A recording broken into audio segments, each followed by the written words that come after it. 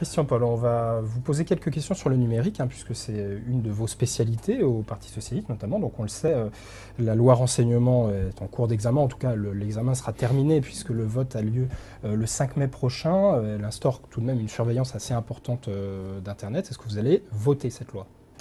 Je vais demander dans les heures qui viennent au gouvernement des engagements supplémentaires sur le point difficile de cette loi. Vous savez, il fallait une loi sur le renseignement.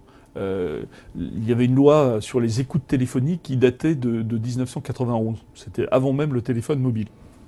Aujourd'hui, les menaces terroristes existent et en France, c'est indéniable, on le voit chaque jour. Et on voit bien que les réseaux numériques sont aussi un vecteur de circulation des informations, voire de la préparation des attentats. Et donc il fallait une loi pour à la fois permettre et encadrer, je vais jusqu'au bout, et encadrer les activités de renseignement. Mais il y a un point dur dans cette loi, sur lequel je souhaite que le gouvernement nous apporte des garanties qui ne sont pas aujourd'hui suffisant dans la loi, c'est ce que vous avez appelé les boîtes noires algorithmiques. Qu'est-ce que c'est ? Ce sont des sondes qui sont placées en cœur de réseau ou à proximité des grandes plateformes comme Google, sur les grandes plateformes, et qui ont comme conséquence de capter les données de connexion de tous les Français et de les traiter. Alors les finalités, c'est la lutte contre le terrorisme.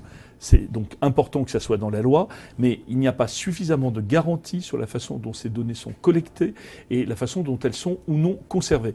Et donc il y a eu un travail parlementaire, je pense qu'il est là aussi inachevé, et donc je vais dans les prochaines heures demander de façon extrêmement précise au gouvernement des engagements supplémentaires, par écrit, peut-être par mail, on verra, mais il est clair que c'est une des conditions que pour ma part je mets à un vote positif sur ce texte. Donc vous demandez un changement du texte. Je demande sur ce point... Alors qu'il arrive au vote la semaine prochaine. Je demande des garanties. Ça n'est pas le vote définitif de la loi. La loi va aller au Sénat, elle reviendra à l'Assemblée nationale. Il y a ce qu'on appelle la navette. Mais je considère, après mûre réflexion, j'anime une commission à l'Assemblée nationale où il y a des représentants de la société civile et des députés, 26, 13 et 13. À l'unanimité, droite et gauche confondues, nous avons émis une recommandation en demandant au gouvernement des garanties extrêmes sur ce texte et d'ailleurs de retirer l'article sur les boîtes noires algorithmiques.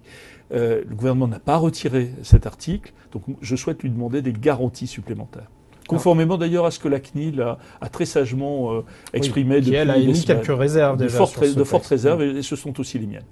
La CNIL a aussi émis de fortes réserves sur un fichier utilisé pour ficher les spectateurs de football en région parisienne. Le gouvernement a validé ce fichier via une ordonnance arrêtée au journal officiel. Est-ce que le gouvernement ne s'affranchit pas finalement des règles de liberté Il y a une tension très forte depuis longtemps, mais je trouve qu'elle est particulièrement forte en ce moment entre des impératifs de sécurité, ou en tout cas l'idée qu'on s'en fait, et la nécessité de protéger les libertés individuelles.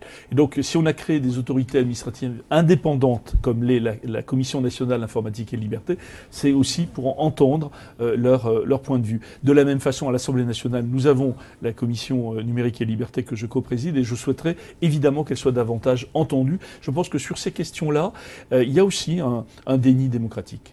Question de Stéphane qui vient d'arriver sur Internet et qui parle de cette demande que vous allez faire au gouvernement concernant la loi sur le renseignement. Il vous demande, est-ce que vous escomptez, dit-il, avoir une réponse avant le vote du 5 mai, et est-ce que cette réponse conditionnera votre vote ?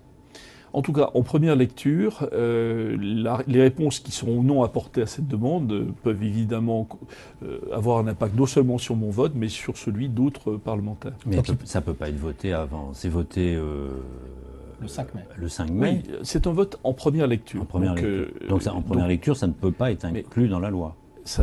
Évidemment, en première lecture, le texte est connu aujourd'hui, mais le processus législatif n'est pas terminé, et je souhaite, avant cette première lecture, émettre à l'égard du gouvernement un certain nombre d'objections et demander des garanties. Voilà, je crois que c'est en faisant cela, nous allons jusqu'au bout de la discussion à l'Assemblée nationale. En deuxième lecture, avoir une fronde éventuellement, et pardonnez-moi d'utiliser ce terme, sur la loi renseignement. Oui, enfin, le terme de fronde, vous savez, je ne le revendique pas, et sur des questions comme celle-là, qui sont des questions extrêmement sensibles, très franchement, c'est pas un jeu, c'est un travail très précis qui doit être fait par le Parlement. Il nous reste